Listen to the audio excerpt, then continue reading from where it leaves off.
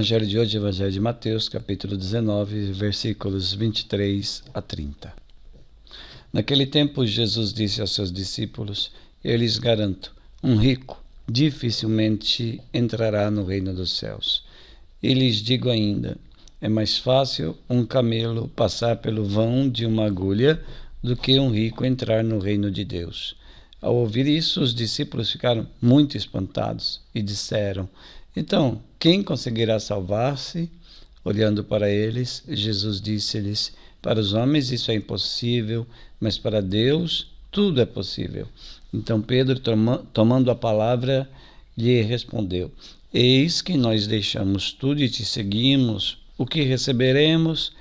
Jesus lhes disse: Eu lhes garanto a vocês que me seguiram, quando todas as coisas forem renovadas e o Filho do Homem sentar em seu trono de glória, também vocês hão de sentar-se em 12 tronos para julgar as 12 tribos de Israel. E quem tiver deixado casas, ou irmãos, irmãs, pai, mãe, filhos ou terras, por causa do meu nome, receberá 100 vezes mais e terá como herança a vida eterna. Muitos dos últimos serão os primeiros e muitos dos primeiros serão os últimos. Palavra da salvação. Comentário ao Evangelho. Nós estamos num trecho do Evangelho imediatamente após o Evangelho do jovem rico.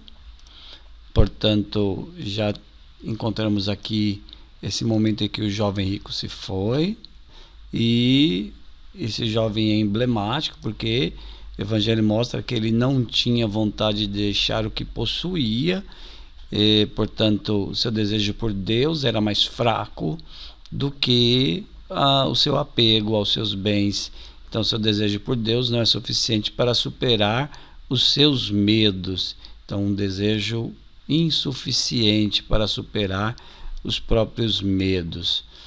E nós podemos ver que Jesus, é claro, que não se alegra com essa situação do jovem. Jesus ficou triste, e o comentário de Jesus é como as riquezas às vezes se tornam um grande fardo, né?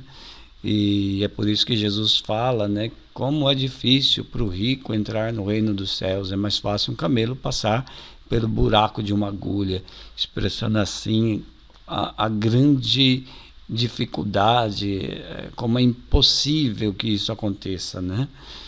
E é claro, aqui nós precisamos entender que a riqueza de que Jesus está falando não é apenas a riqueza que enche os bolsos, né?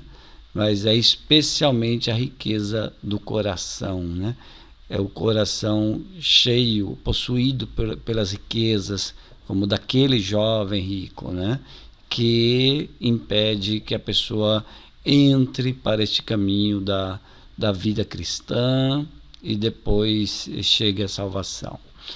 Então, a ideia aqui é que nós podemos ser livres mesmo que tenhamos muitos recursos, né? Então, há ricos que não se deixam aprisionar pelas riquezas. Portanto, podemos ser livres mesmo que tenhamos muitos recursos à nossa disposição. E o contrário também é verdade. Nós podemos estar totalmente presos, amarrados, pés e mãos, sufocados pelas riquezas até o pescoço, mas não a riqueza de dinheiro no bolso, e sim a riqueza do coração. Portanto, sermos amarrados mesmo tendo muito pouco. O apego aqui é o que conta. O apego ao dinheiro, por menor que seja, nos impede de crescer no conhecimento de Deus, né? Então não é que Deus condena o rico, é que o rico de coração ou de dinheiro, este está tão apegado que ele deixa para depois a questão do reino, deixa para depois o conhecimento de Deus, deixa para depois a preocupação com a salvação, né? Portanto, a opção fundamental do rico não é crescer no conhecimento de Deus, na graça de Deus, e sim preocupa-se com o seu bem-estar. E é nesse sentido que também os pobres às vezes são ricos de coração, porque muitos pobres estão pensando só em seu bem-estar, em gozar a vida, estão pensando em acumular bens, pensando em ter mais dinheiro, portanto, excluem Deus de seu horizonte. Os apóstolos ouviram o lamento de Jesus, né? E se questionam, né? Mas como então como é difícil então para uma pessoa se salvar, né? E Jesus fala, não, pode ser difícil, mas para Deus não, para Deus nada é impossível.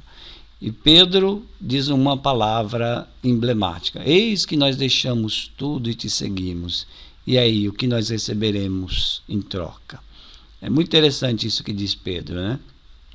Talvez Pedro, quando diz, olha, aquele jovem lá não te seguiu, mas nós, Senhor, nós deixamos tudo. Então talvez Pedro tinha dito isso para tranquilizar Jesus, né? Tentando dizer, olha, aquele jovem foi duro de coração, mas nós, Senhor, nós deixamos tudo. E nós estamos aqui, nós estamos te seguindo, né? Talvez Pedro tenha dito isso nesse contexto, mas talvez também não. Talvez Pedro estivesse realmente preocupado em tranquilizar a si mesmo, no sentido de que ele queria ter uma recompensa. O que nós vamos receber em troca de termos deixado tudo para te seguir? Então Pedro é preocupado com o seu bem-estar, mesmo tendo seguido Jesus. Às vezes nós seguimos Jesus e ainda estamos preocupados em lucrar com esse seguimento, né? E Jesus responde a Pedro dizendo uma palavra de encorajamento, né? Jesus, ele diz, olha, quem deixou pai, mãe, casa, irmãos e irmãs, deixou para me seguir por causa do meu nome, receberá 100 vezes mais, né? Então Jesus está dizendo, quem teve a coragem que aquele jovem rico não teve, vai receber 100 vezes mais, né? Terá 100 vezes mais do que deixou. Essa é uma mensagem que nós devemos assimilar. Talvez é uma mensagem que está em aberto no Evangelho. Talvez você possa pensar, mas tantos seguem Jesus e não recebem, não continuam pobres, não têm um crescimento econômico. É porque ainda estamos pensando na lógica financeira. E deixamos de perceber que o Senhor tem nos dado muito. A graça que o Senhor tem nos acumulado diariamente é abundante. E isso significa que o Senhor tem estado ao nosso lado, tem combatido a nosso favor.